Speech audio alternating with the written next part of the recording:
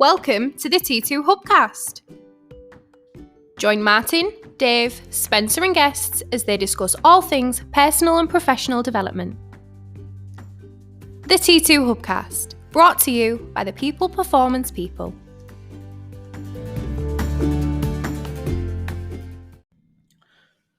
Welcome to the T2 Hubcast with me, Spencer Locker. And me, Martin Johnson. Morning, Martin. Morning, mate.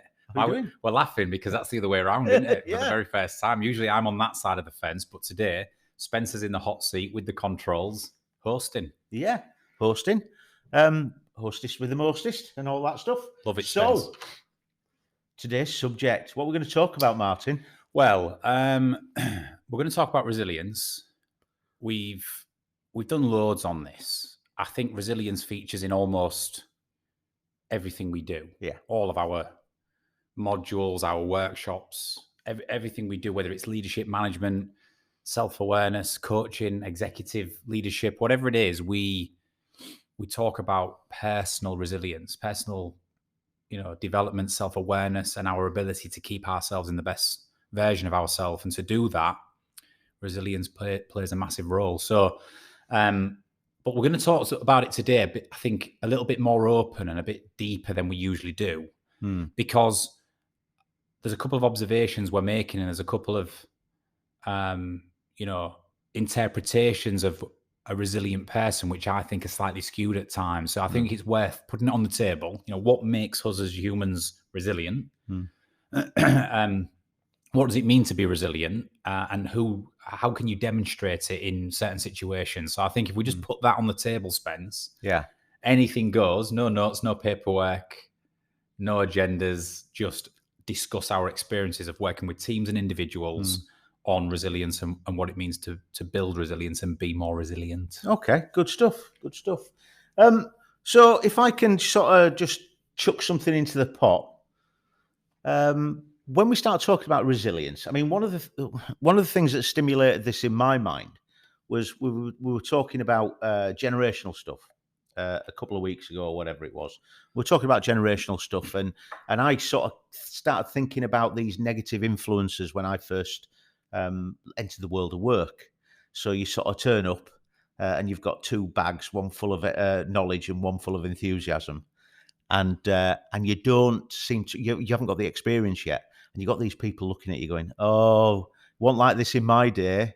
Oh, look what they're sending us. I bet you don't know how to do this. I bet you don't know how to do that." And it can be a bit sort of it slaps you down a bit, doesn't it? You want to be a good worker. You want to be good at what you do, but you haven't got that experience yet. And then somebody straight away, without actually working with you, coming down and slapping you down. And I suppose that can have an impact on your resilience one way or another.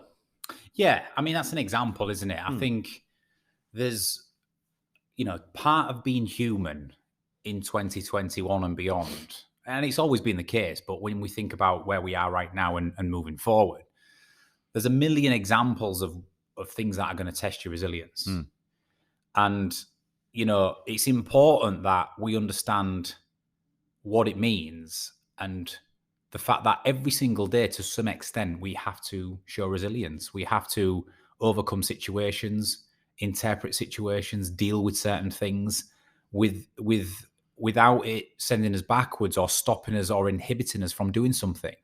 I mean, let's start with the definition of resilience, or try to define what we mean by resilience, just so people are aware who are listening. Is to be resilient, if you simplify it, is the ability for us to keep on keeping on under duress, to keep on keeping on what we are doing and remain on task or on target, or remain focused on moving forward under duress and stress. So if you define it like that, then whether you're trying to train for a marathon in your personal life, or whether you're trying to do something physical, or whether you're trying to navigate a particular character in the workplace who tends to test you and knock you out, like you just mentioned, knock you off your track a little bit, or whether you're trying to climb the career path, grow a business, deliver a project, whatever it might be, resilience is required every single day. Because if the definition is to keep on keeping on and keep moving forward towards an endeavour under stress and duress, then it's almost a daily thing on some level, if that makes sense. So, Yeah. so you need to understand it, and it's not just reserved for extreme things. The word resilience seems to be reserved for like the extremities of the situations we encounter in life. It's not the case. You need to be resilient on that commute into work in the morning when you're going to be late. The traffic's horrendous. Your car can't move, and all of a sudden now you're starting to get aggravated. You're starting to behave in a certain way. Your stress levels are rising, and if you're not resilient, your morning's going to get away from you pretty quick. So just to sort of define it, Spence, and I'll bring you in on here because of obviously your background with resilience and what you teach in the classroom around resilience. Would you agree that it's fundamentally about your ability to keep on keeping on towards an endeavour or task under stress and duress? I would agree with that. I think taking from what you just said there, where you were quite specific, I took from that. It's about something that we do as a matter of course to varying levels, but it's not necessarily a destination. It's the journey. It's the ability to, when a moment gets tough, or when your mind and body is telling you to stop or retract or you can't do this, it's your momentarily, your ability to intervene and consciously go, no, I recognize why I'm feeling the way I am. I understand the challenge and I remain on task. Or simply put, in a real life example, you get out of bed, you're feeling crap, you're tired, you haven't slept, you're just nursing a cold, you've got a big day ahead of you. I don't want to go to work, calling sick. Resilience is that moment where you go, no, listen, get out of bed, get a shower. You've got a job to do. It's important for these reasons. You can do this. Okay. So, and that's an example of that. Yeah. Or it might be you're, 10 miles into a half marathon and you've got 3 miles to go and your body's screaming at you to stop. You've never been this distance before. We can't do this. Your lactic acid's building up. Your posture's gone. Your lungs are burning, right? Your body's screaming to stop. And it's your ability in that moment to go, 3 more miles. I can do this. Do not stop. Complete the task at hand. Resilience is that intervention, that conscious intervention where you decide that you will keep on keeping on. And I think, a great definition for this is resilience organically happens when your reasons to continue are greater than your reasons to stop. So if we just think about that for a second, for you to have that moment where you go, I'm going to go to work, I'm going to turn out, or I'm going to get up and deliver that presentation, even though I'm feeling like I want to run away, or I know I'm afraid of heights, but I'm going to push myself and do this, or I'm going to finish the last 3 miles, or whatever it might be. Resilience organically happens when your reasons to continue are greater than your reasons to stop. And I think for every human being, their capacity to do that and to intervene and to consciously think like that is different based on how they're wired, their personality style, their motivators, their previous experiences and anchors, all of that great stuff. I was going to ask you about that because obviously I want to stay away from are you resilient or not resilient. I'd much rather focus more on some people are more resilient and some people are less resilient. But yeah, those influences, where do those influences come from? Can I ask you a quick question? Yeah. Because I know you're a recent returnee to the gym. Yes. Do you plank? Do you plank? Do you plank? Good job, I heard you right there. Do you plank? I don't. Right. I don't personally on that particular exercise, but I do similar stuff, which is equally as painful. Right. Okay. So I have been developing my sort of planking over the recent months. I never knew you was a planker.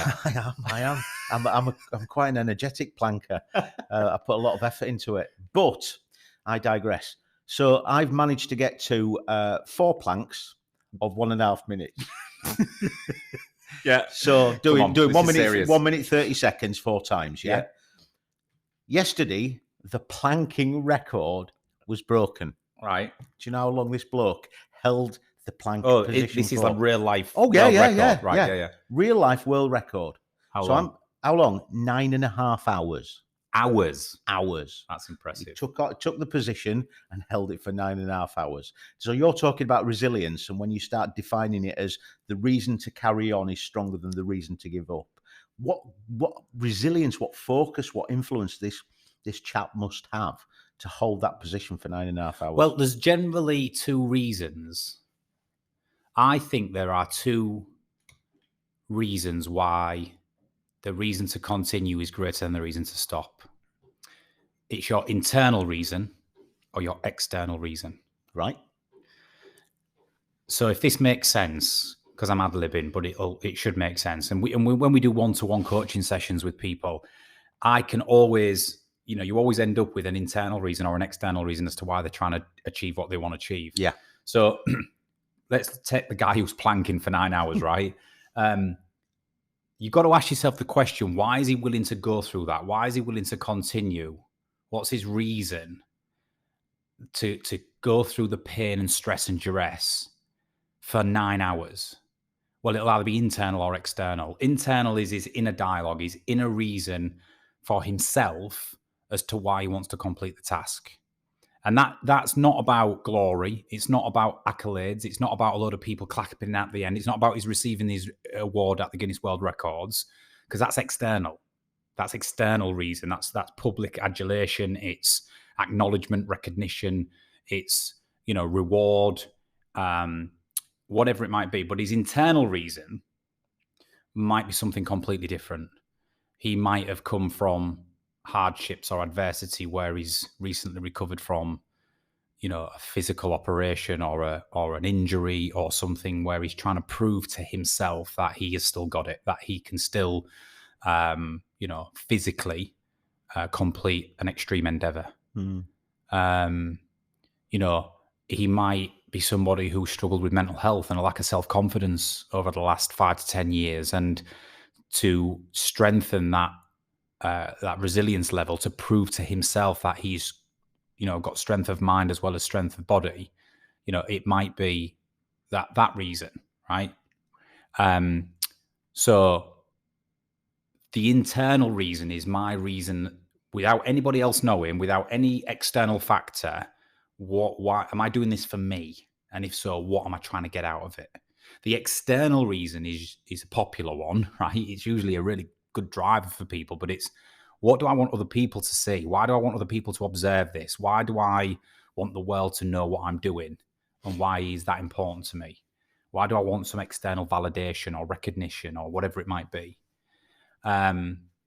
So whichever one's driving them, and it could be both, but whichever one's driving them is really important to connect with, because if he planked for 9 hours and nobody was there at the end to clap him, to no cameras, no media, no newspapers, nothing, it was just his mum and dad going, well done, son, would he still last 9 hours if that was going to be the outcome?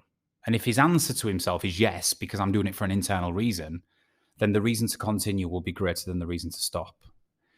If his reason is external, and it's like Guinness World Records, I want to be in the books, history books, I want to leave a legacy, I want my name to be up in lights, I want my kids to look back in 15 years' time and go, my dad achieved that, then his reason to continue will be greater than his reasons to stop if that is his visualization at the end of it. Does that make sense? It does. So It'd be easier to sit in a bath full of beans, wouldn't it? Exactly.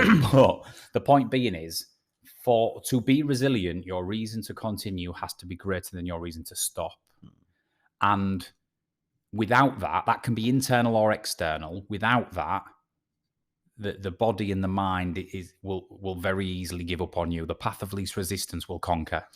And it's interesting you should say that, because only this morning we were talking about Ross Edgley. Yeah. We were talking about the adversity that he went through when that one particular thing that he did. I mean, don't get me wrong, he's done loads of different things. But that one particular thing, as we were saying, about your tongue hanging off and your hands falling to bits and you're only halfway around.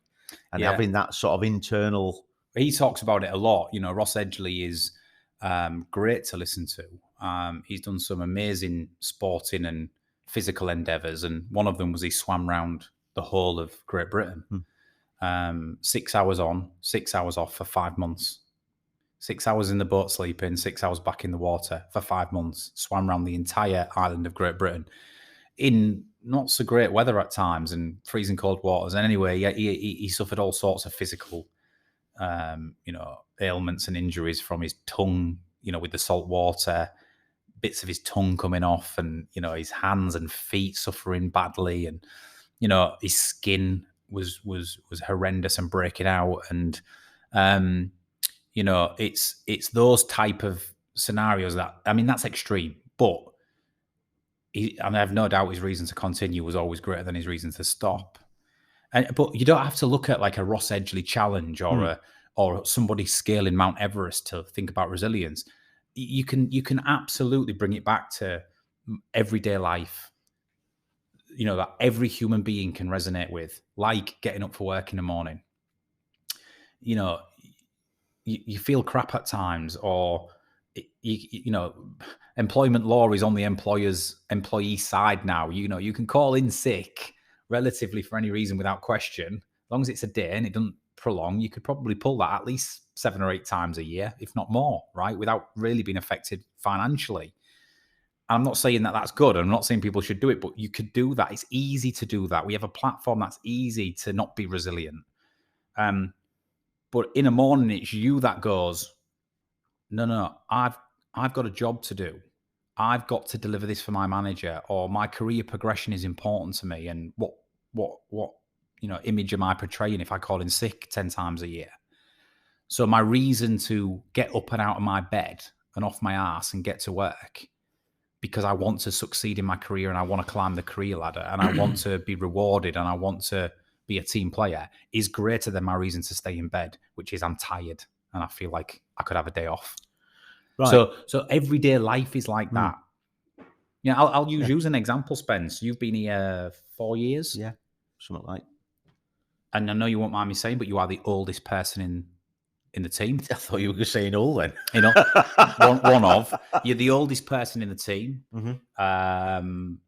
Generally fit and healthy, don't get me wrong, but you're the oldest person in the team. Yeah. You a few years back diagnosed with diabetes, which now you're on top of and fixed. You don't sleep very well by your own admission. You're not a great sleeper. You're the only person in the company who's never had a sick day. Yeah. And you're double the age of some of the employees here. Right, yeah. And you probably sleep the least. So my example of that is you, right? Yeah. You've had mornings without question where you go, I could just not bother today. Or your body, or you're for a moment you're thinking, I'm knackered, I'm bootstrapped, I've got delivery, Yeah. But your reason to continue for whatever that is for you is always greater than your reason to stop. Yes, yeah, I would agree. Maybe it's not a conscious effort to come in because it's just a default setting for me. But that's another thing I was going to say to you, is when we start looking at these people who said, I really want to stay in bed, I'm going to ring in sick. I think there's more to it than just resilience. It's that being unhappy in your job. Because you've got some people who say, no, I want to make a success of my career. I want to do a good job for my boss. I want to do... the people who will err on the side of, you know what, press snooze, phone in, whatever, I'm not going to go in. Are they truly happy in the situation? But it all ties into resilience, because if you've got a purpose and if you're working towards an endeavor that you're connected to and fulfilled by, then your reason to continue is greater than your reason to stop. Yeah. By the byproduct of that is your resilience level will go up. Now, it still doesn't mean that you're going to be the most resilient person on the planet, but you have a platform from which to work in, because it creates the law of attraction. When I'm being dragged and thrust towards an endeavor, a target, a visualization of what it is I'm trying to achieve, then I'm going to be willing to offer the significant contribution required to achieve it.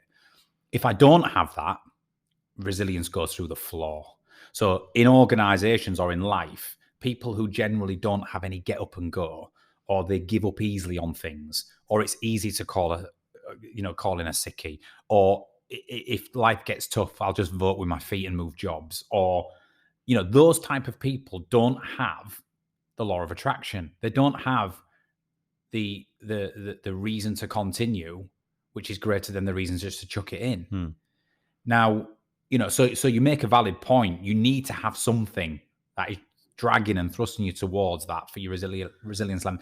But even then, there's loads of people who create goals. There's loads of people who, want to do well, who have these visions of success and, want to complete tasks and personal, goals and targets, but they still don't have the resilience level to do it. They still give up too easily. So even when you have that, it helps, but you've still got to have this psychological, conscious understanding of when it gets tough and when I'm moving towards that goal or that end of, and I encounter real challenge, I can't wrap my tits in then. I cannot just chuck the towel in.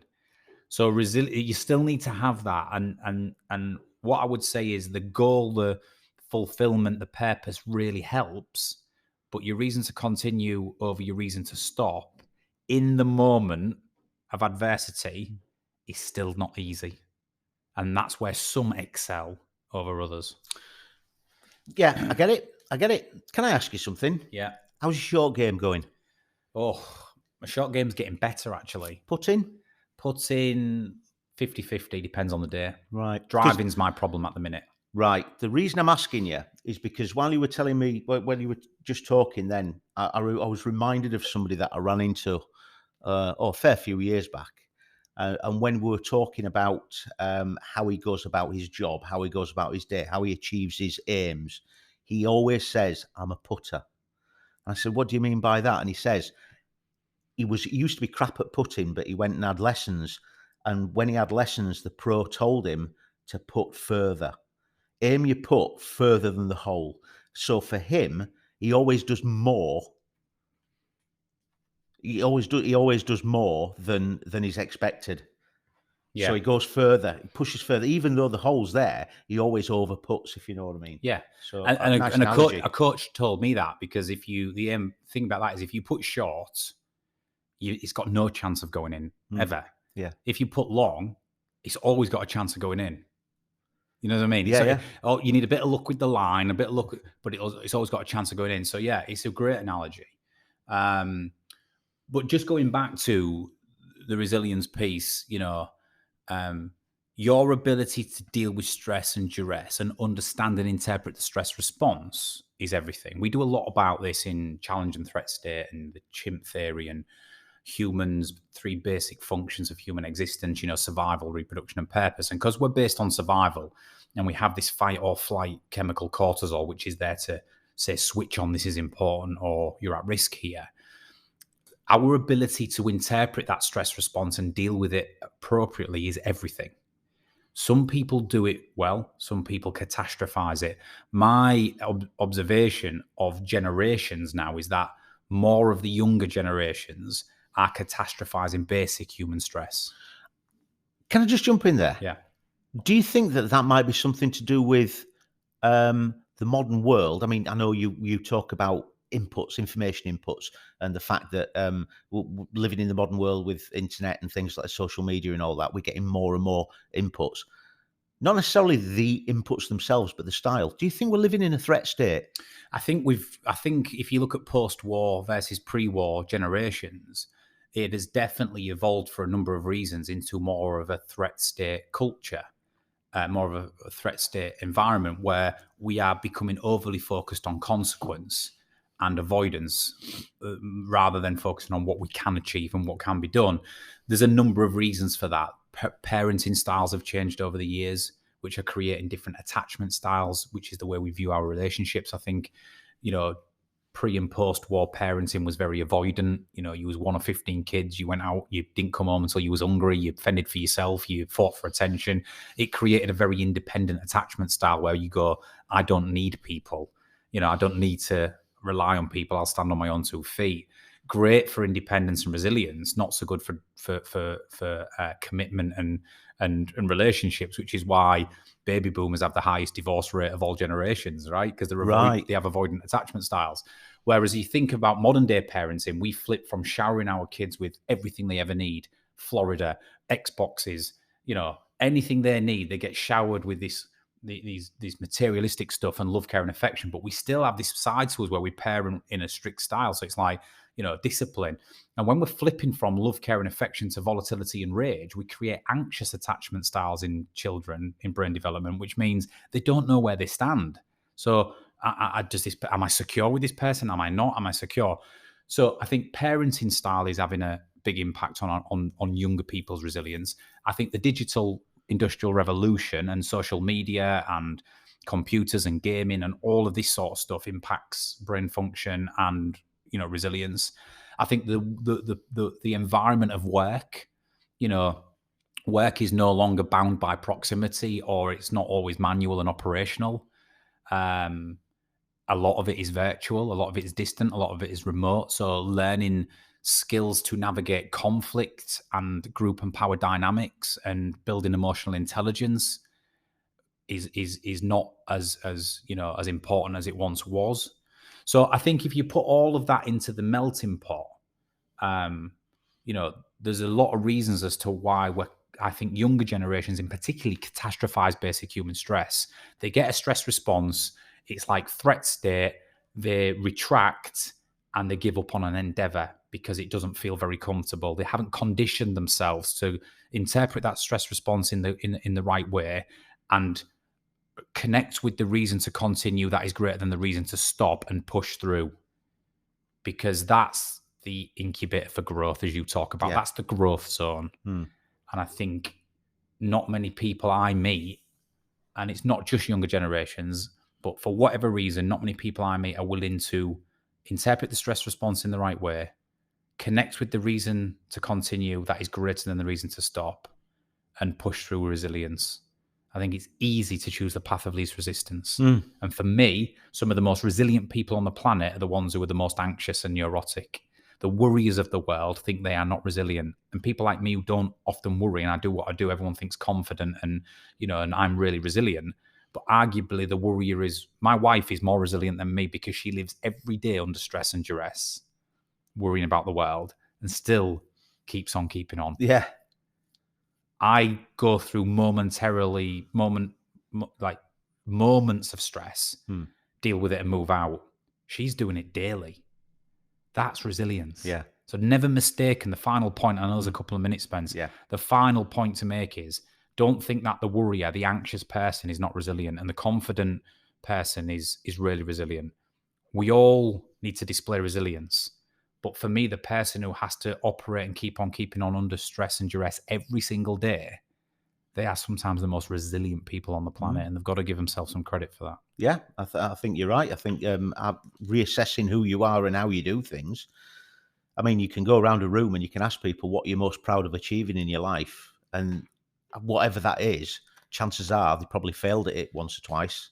And it was hard, but they still achieved it, didn't they? Well, it's like people, it's like people who want to be a millionaire and be an entrepreneur, and everybody starts a business and not many continue after 3 or 4 years. Running a business isn't easy. It requires resilience. There's a lot of stress and duress and pressure, livelihoods, not letting customers down, your reputation, your brand. But you need to be resilient, and that's why not many people do it. Yeah, good stuff. Thanks, Martin. Really appreciate it. I enjoyed that. Yeah, well, maybe we'll come back and do a bit more on it, Spence. Yeah, maybe so. Okay, Martin Johnson, thank you very much. Cheers, Spence. See you next time on the T2 podcast. Awesome.